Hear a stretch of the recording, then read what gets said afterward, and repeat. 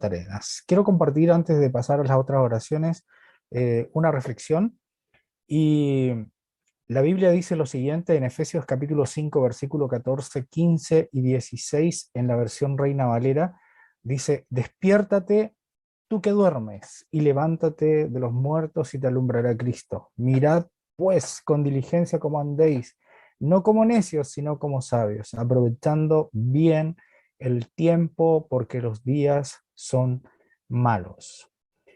Quiero contarles a ustedes que soy tercera generación de evangélicos, cristianos evangélicos, y me crecí escuchando este texto bíblico en la predicación de la calle.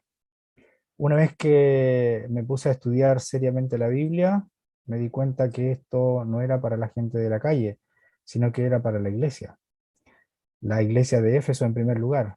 Hoy día para la iglesia de Punta Arenas, para la iglesia de Chile, para la iglesia del mundo entero. Ese despiértate tú que duermes es una orden. ¿Sí? Yo no sé cuántos de ustedes han tenido la oportunidad de despertar a sus hijos, pero cuando uno es papá, solo cuando es papá le ocurre esto. ¿Sí? Cuando tú vas y le dices ya es hora de levantarte, vas a tener que hacerlo unas 2 o 3 veces más porque es totalmente diferente cuando tú eres el comandante de la escuadra o cuando tú eres el capitán de la guardia. Pero cuando eres papá, de seguro que vas a tener que ir otra vez a decir, despiértate tú que duermes. Y yo creo que Dios nos habla como papá, pero nos da una orden. Despiértate tú que duermes, levántate de entre los muertos. Eso suena fuerte, ¿sí? No quisiera estar en esa condición. Y lo rico de esto es que dice, te alumbrará Cristo.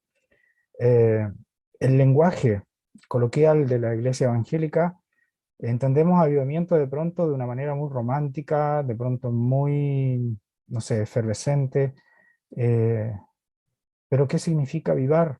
Porque otro versículo que hemos escuchado durante tanto tiempo es Habacuc 3:2, que dice: oh Jehová, he oído tu palabra y temí. Y aquí viene la famosa frase que hemos escuchado: oh Jehová, aviva tu obra en medio de los tiempos. ¿Sabe lo que estaba orando Habacuc ahí, literalmente, en el idioma hebreo? Es: resucita a tu iglesia, a tu pueblo, en medio de los tiempos. Porque eso es lo que significa avivamiento. Avivamiento significa revivir, avivar, reanimar, resucitar, sanar, dar vida, vivificar, vivir y estar vivo. No sé si lo puedo decir de otra manera, pero no tengo más palabras, no tengo más eh, palabras para decir lo que significa avivamiento. Por eso hoy día quiero hacer un llamado a la iglesia chilena, hoy día quiero hacer un llamado a la iglesia cristiana, hoy día quiero hacer un llamado a los hijos de Dios.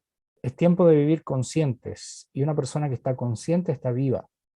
Lo contrario de consciente es estar inconsciente. Yo he estado 2 o 3 veces inconsciente, pero inconsciente porque me he golpeado la cabeza, ¿sí? Por golpes, eh, por esa circunstancia de la vida, me caí y he estado inconsciente. Pero la otra forma de estar inconsciente es quedarse dormido, y la otra forma más terrible de quedarse inconsciente es cuando estás ebrio.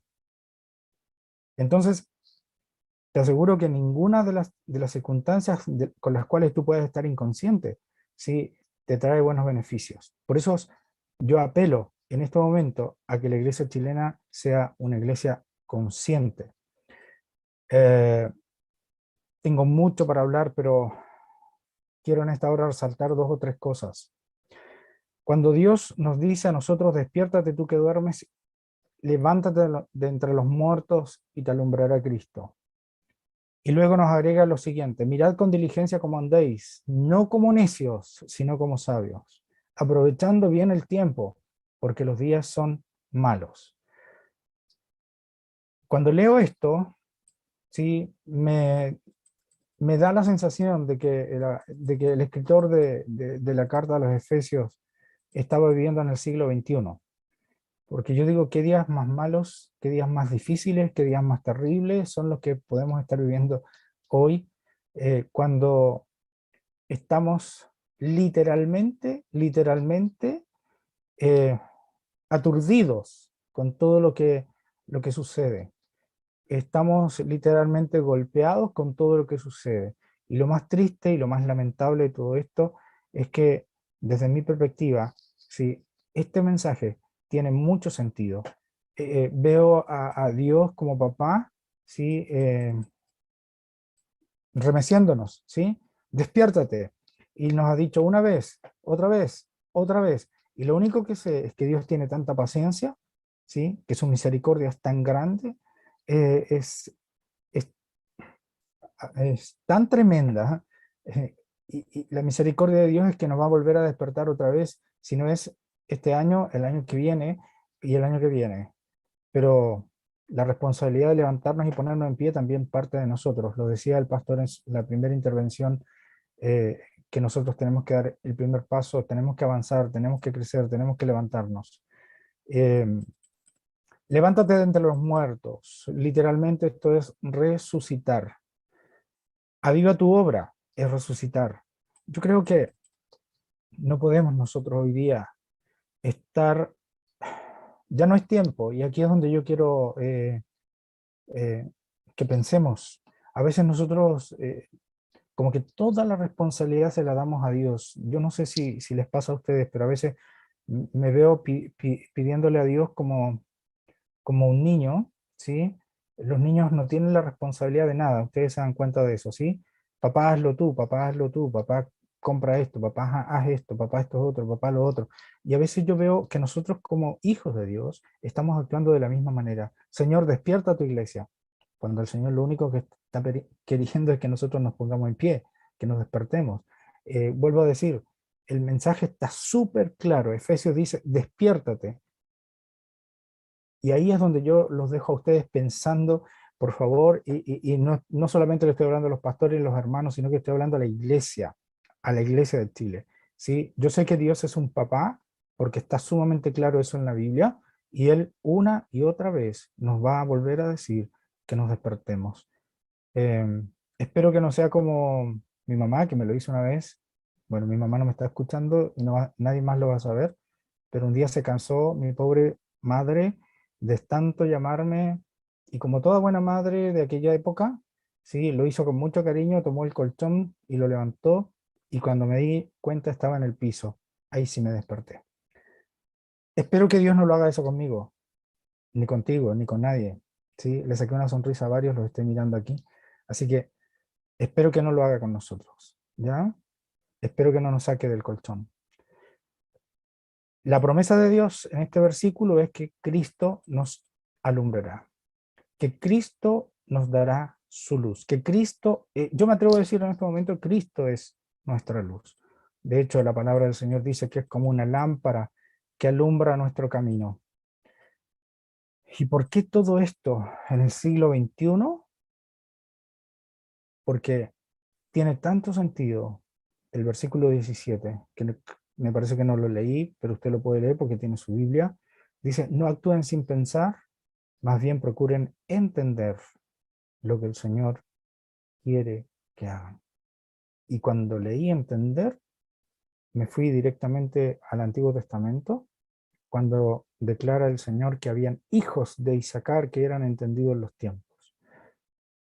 Estamos en tiempos en donde la iglesia cristiana debe despertar, debe resucitar, debe estar consciente, debe estar atenta a lo que está sucediendo. ¿Por qué? Porque estamos viviendo tiempos difíciles, con la pérdida de los valores morales. Estamos viviendo tiempos muy peligrosos, tiempos en donde la corrupción es pan de todos los días. Si no, vea las noticias, lo que ha pasado en estos 3 últimos días, ¿sí?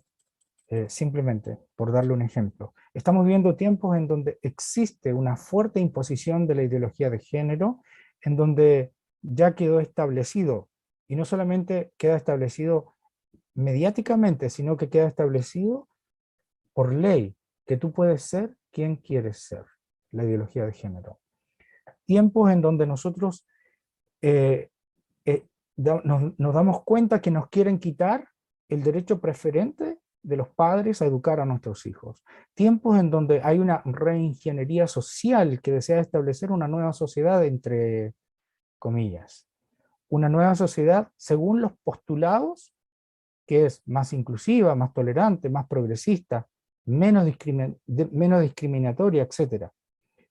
Estos conceptos suenan bonitos y hasta algunos de nuestros hermanos los defienden, porque suenan bonitos y son conocidos por todos, porque son parte de los discursos políticos, ideológicos en el siglo XXI.